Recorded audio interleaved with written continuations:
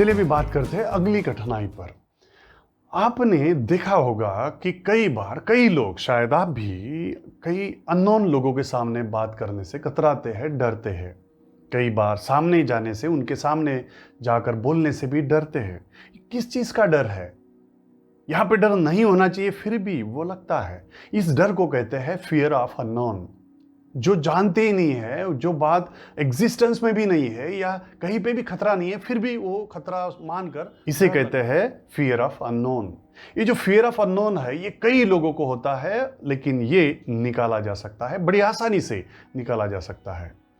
इसे निकालने के लिए कई लोग एक सजेशन जनरली देते हैं, कॉमनली देते हैं, और वो सजेशन है, अगर आप आईने के सामने खड़ा होकर अगर बोलना शुरू कर दे तो आपका ये जो फियर ऑफ अननोन है वो निकल जाएगा।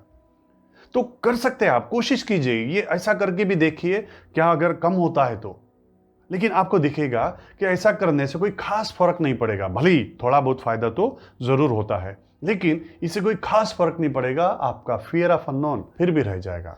यहां पे अभी मैं आपको दो अलग अलग बातें बताता हूं, वो अगर आप करते हैं तो आपका जो ये फियर ऑफ अननोन है ये पूरी तरह से निकल जाएगा, छूमंतर हो जाएगा।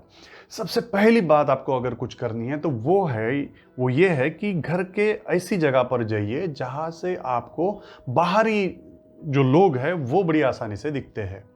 फिर वो रास्ते पर चलने वाले लोग हो या फिर ग्राउंड पर खेलने वाले लोग हो या कहीं पे भी जो लोग हैं, वो लोग जब आपको दिखते हैं, जहां से दिखते हैं उस जगह पर जाइए और वहां से उन लोगों की तरफ देखिए।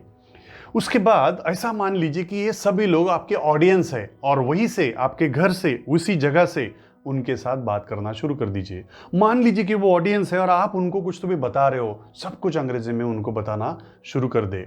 थोड़ा सा अजीब सा लगेगा आपको, पहले थोड़ा ऑकवर्ड लगेगा, लेकिन कुछ दिनों के बाद अगर आप इसको प्रैक्टिस करते हैं तो आपको कॉन्फिडेंस बढ़ रहा है। आपका जो ये फियर ऑफ अननोन है धीरे धीरे धीरे धीरे गायब होते कुछ ही दिनों में ये बड़ी आसानी से गायब हो जाएगा। तो फियर ऑफ अननोन निकालने के लिए पहली बात अगर कुछ है तो वो क्या है, जिन लोगों को आप नहीं जानते उनकी तरफ देखकर ये मानकर कि वो आपकी ऑडियंस है, आपको उनको एड्रेस करना है और जल्द से जल्द आप इस फियर ऑफ अननोन से मुक्त हो जाएंगे और बहुत ही कॉन्फिडेंटली अब जो दूसरी बात आपको करनी है वो ये है कि जहां पे भी आप जाते हैं, जैसे स्कूल में जाते हैं, आप कॉलेज में जाते हैं या फिर कंपनी में जाते हैं, आपके ऑफिस में जाते हैं, तो वहां पे कई लोग आपको मिलेंगे। जब भी, जैसे भी आपको चांस मिलता है, उन लोगों के सामने जाकर अंग्रेजी में बोलना है। अर्थात अंग्रेजी में बोलना यहाँ का इसका मतलब है कि पहले दिन चाहे तो आप एक ही, दूसरे दिन शायद 2 या 3 वाक्य बोले, तीसरे दिन शायद 4 या 5 वाक्य बोले, धीरे धीरे बढ़ाए। कोई जरूरी नहीं कि आप पूरी तरह से अंग्रेजी में उनके सामने बोले, लेकिन सामने जाने की कोशिश करें और कुछ ना कुछ अंग्रेजी में बोले। बाकी सब आपकी मदर टंग में आप बोल सकते हैं या जो भी प्रिफर्ड टंग है उसमें आप बोल सकते हैं, लेकिन शुरुआत अंग्रेजी में ही हो और धीरे धीरे धीरे धीरे धीरे धीरे ये बोलना बढ़ा दे। बहुत जल्दी, बहुत बेहतरीन आप अंग्रेजी बोलेंगे, वो भी बिना किसी डर के। फियर ऑफ अननोन आपका छूमंतर हो सकता है। तो दो अलग अलग बातें करनी है इस फियर ऑफ अननोन के लिए।